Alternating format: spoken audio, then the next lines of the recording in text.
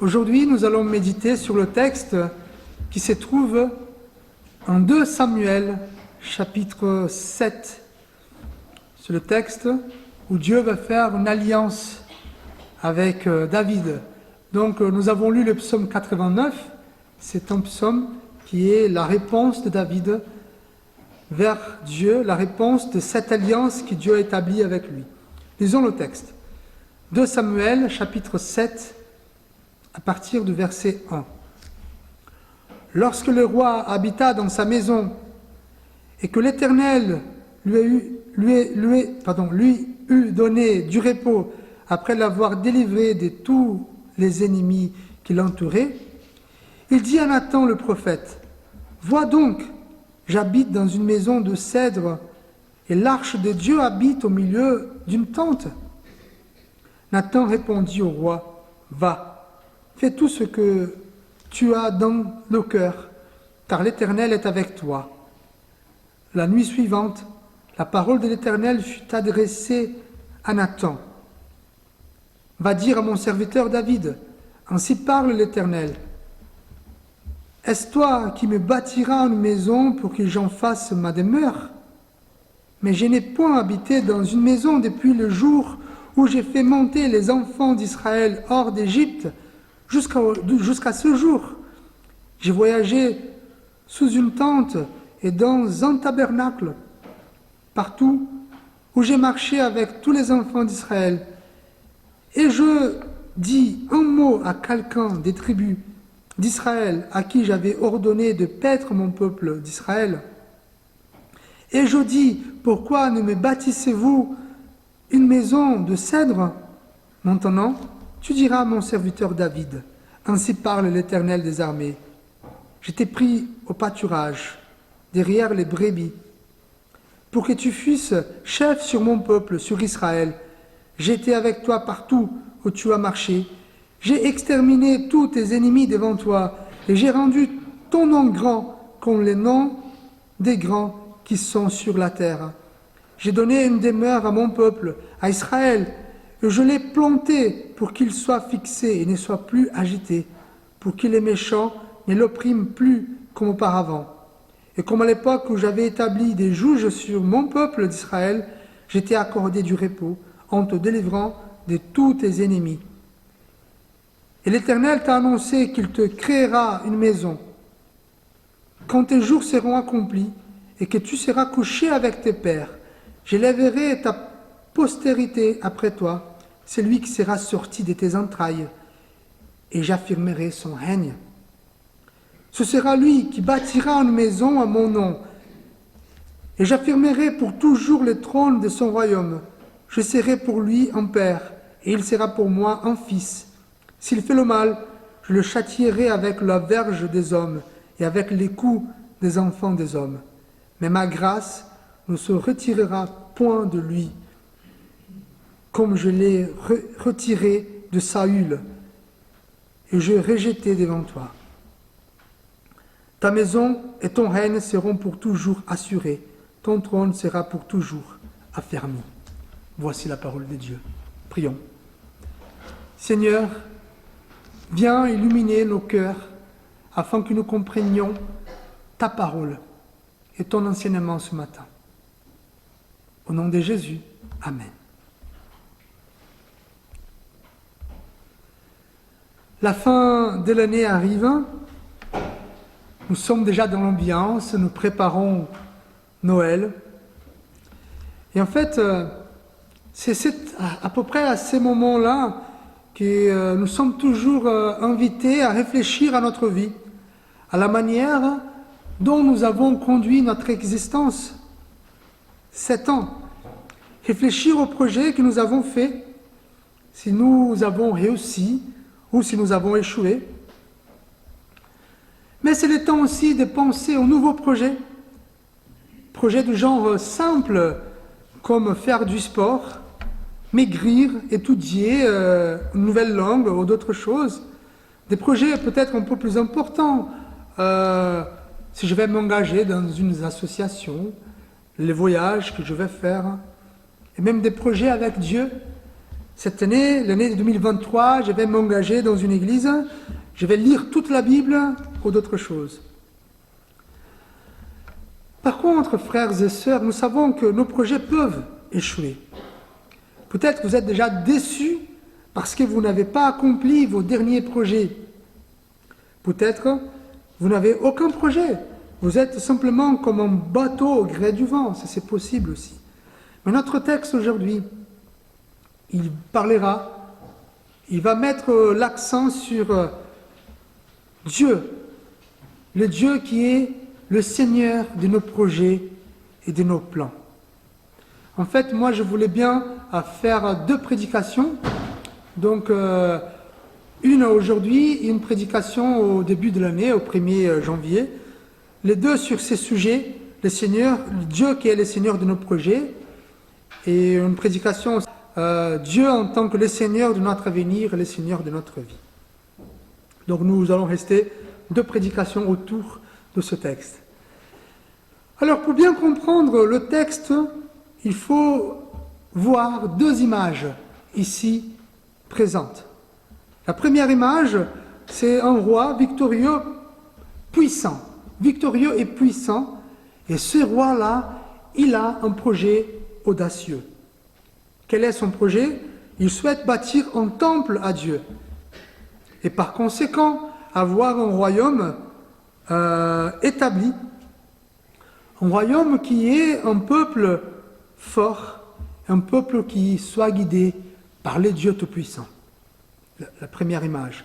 La deuxième image que nous avons ici, c'est pas trop clair, mais c'est le contexte qui nous dit plutôt, c'est l'image d'un peuple perdu, un peuple sans direction, sans savoir ce qui pourrait se passer. Donc d'un côté un roi tranquille, puissant, qui est en train de bâtir un temple, et de l'autre côté un peuple qui est un peu perdu au milieu de tout cela. Le contexte du livre de Samuel, c'est très riche et selon moi amplement intéressant. Tout d'abord, l'histoire, comme dit le texte, commence avec le peuple qui vivait dans les temps des juges.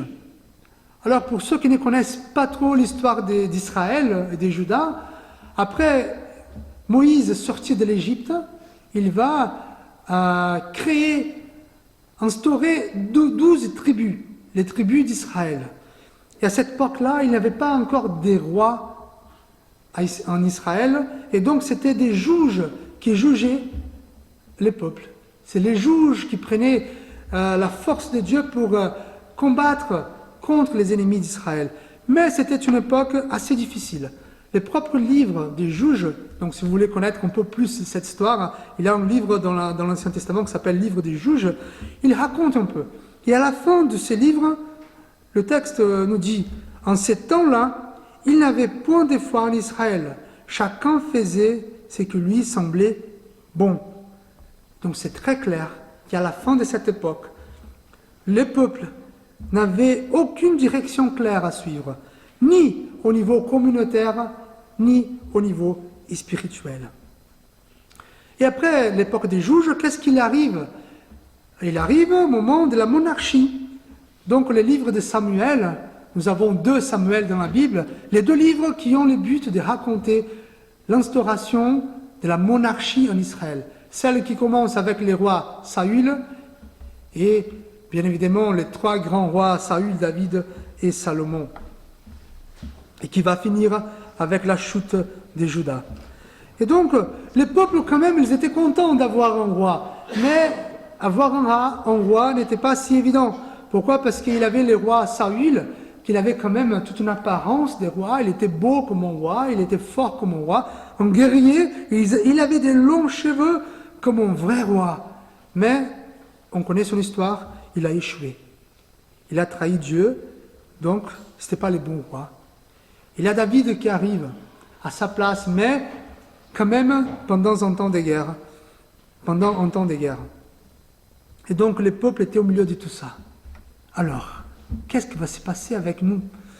Et donc Dieu, il vient pour donner un message au roi d'Israël, à cette époque, David, et un message au peuple. Il va leur dire, je suis le Seigneur de vos projets, je suis le Seigneur de votre avenir et je suis le Seigneur de votre vie. Alors, il a un plan de grâce. Dieu, il a un plan de grâce pour son peuple. Nous sommes dans le chapitre le plus important dans les livres de Samuel, car Dieu choisit David comme le médiateur de son alliance, ainsi comme Abraham. Effectivement, un sujet remarquable dans l'histoire de l'humanité, de l'histoire du peuple d'Israël. Alors, notre histoire commence avec un roi qui a un plan formidable. David, finalement, vit une période tranquille dans sa vie. L'histoire de David nous raconte qu'il était persécuté. Il a eu un moment dans sa vie qu'il était dans une grotte parce qu'il s'est caché de ses persécuteurs. Il était à plusieurs reprises dans des guerres où sa vie a été mise en danger. Mais à ces moments, il est tranquille. Le texte dit qu'il habite dans une maison de cèdre. Il y a des traductions qui disent qu'il habitait dans un palais. Et cela veut dire stabilité, ça veut dire le confort. Le fait d'habiter dans une maison de cèdre ou dans un palais a l'essence de pouvoir, de richesse. Pas mal pour David, c'est lui qui était persécuté, il était constamment en guerre. Le texte dit aussi que tous ses ennemis ont été battus. L'ambiance de joie prend sa place, car la victoire devient courante dans la vie de David. Et surtout, David se bénéficiait de la paix accordée par Dieu. Alors, pour toutes ces raisons, nous pouvons dire que David avait du temps pour réfléchir sur un projet intéressant et exécutable. David décide de bâtir un temple à l'honneur de Dieu, vu qu'il habitait dans un palais et Dieu sous la toile d'une tente.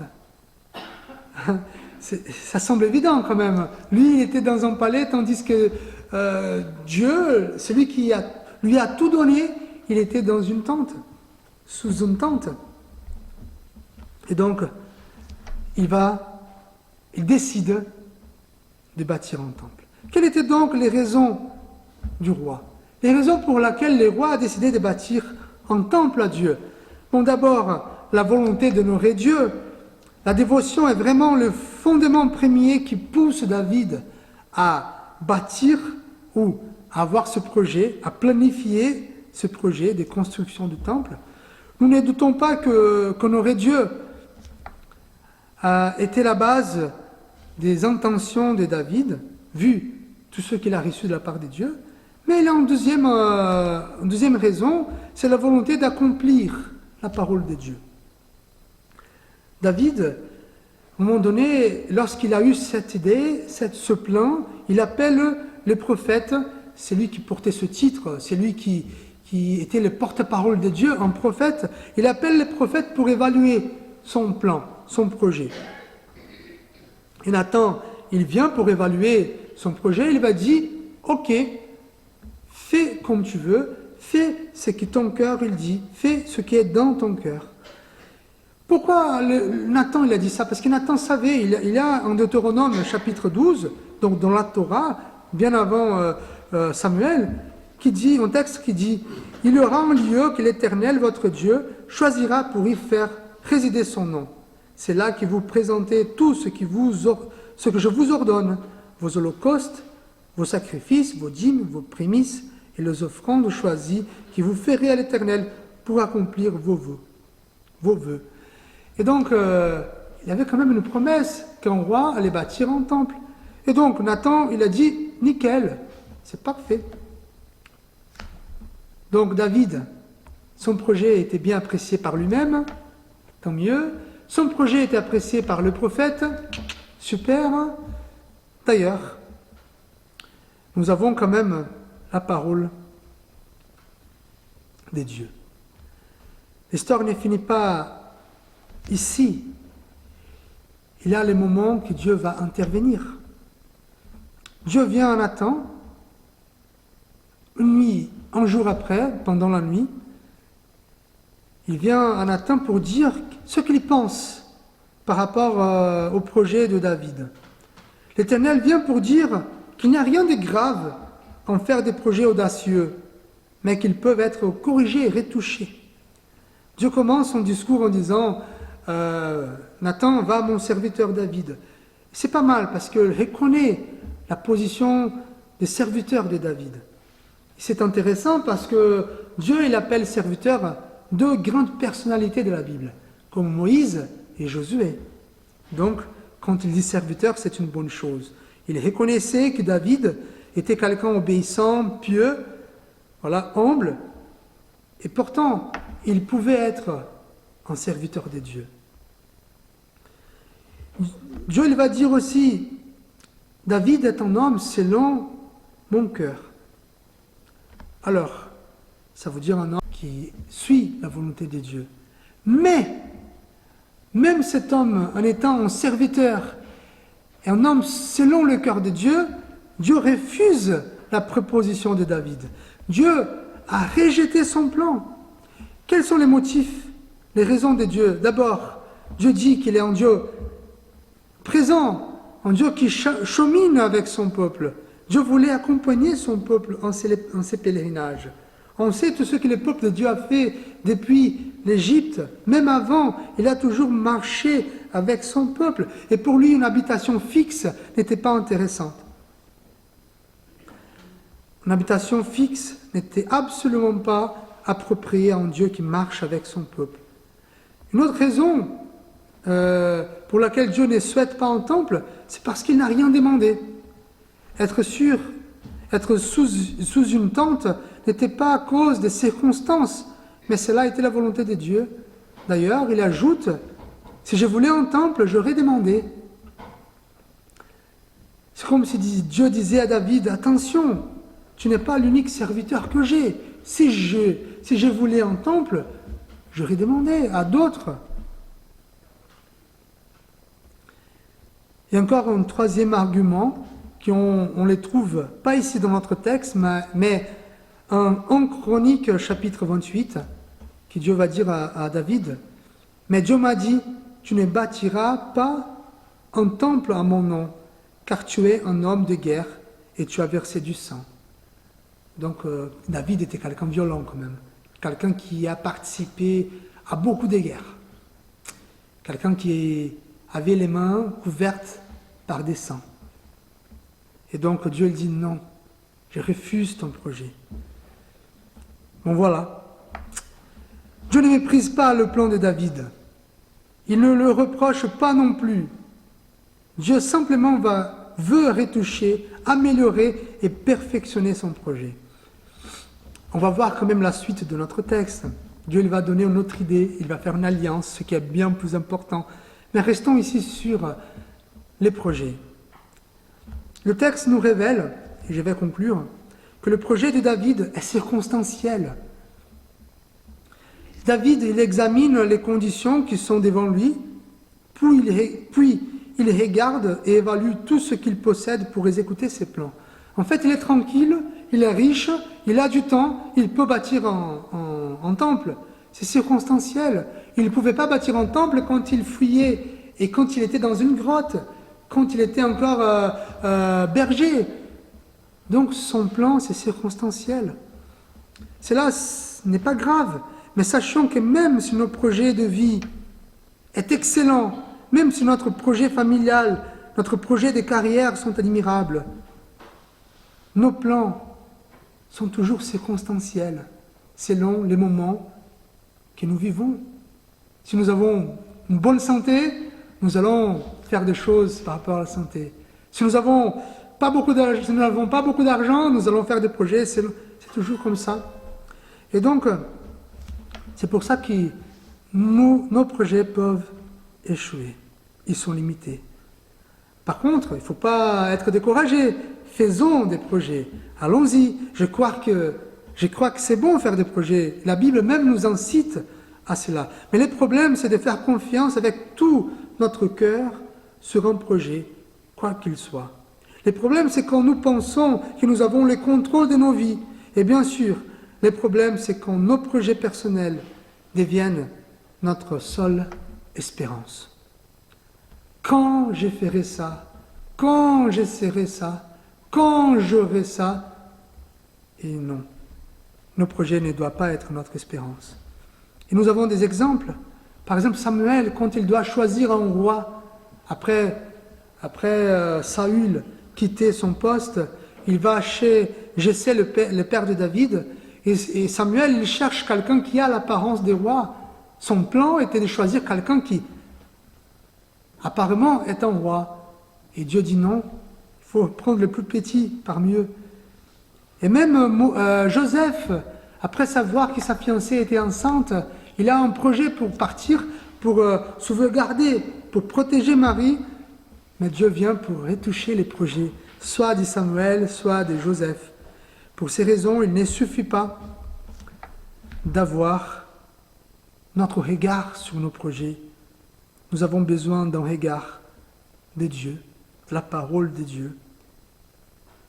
Pour ces raisons, il ne suffit pas de mettre Dieu dans nos projets. Ah, dans ces temps-là, je vais mettre Dieu. Non, essayons-nous d'abord de nous mettre au projet de Dieu. Moi, j'aime bien les Proverbes 16, versets 1 à 3, qui nous dit « Les projets qui forment le cœur dépendent de l'homme, mais la réponse qui donne la bouche vient de l'Éternel. Toutes les voies de l'homme sont pures à ses yeux, mais c'est lui qui pèse les esprits, c'est l'Éternel. Recommande à l'Éternel tes œuvres et tes projets réussiront. » Quand Jésus vient sur cette terre, il vient certes pour nous sauver, pour nous remettre dans les bons chemins, mais aussi pour nous apprendre à faire des projets. Oui. Comment Jésus nous apprend? D'abord, il nous dit, pour faire des projets, pour tout faire en fait dans notre vie, il faut demeurer en Dieu. Ça veut dire quoi demeurer en Dieu? Entretenir notre foi. Prier, lire la Bible, penser à Dieu, entretenir notre foi. Comme il m'aime fait, comme il dit, comme le Père m'a aimé, je vous ai aussi aimé, demeurez dans mon amour. Si vous gardez mes commandements, vous demeurez dans mon amour. De même que j'ai gardé les commandements de mon Père et que je demeure dans son amour. Il nous dit aussi que nous devons chercher la volonté de Dieu.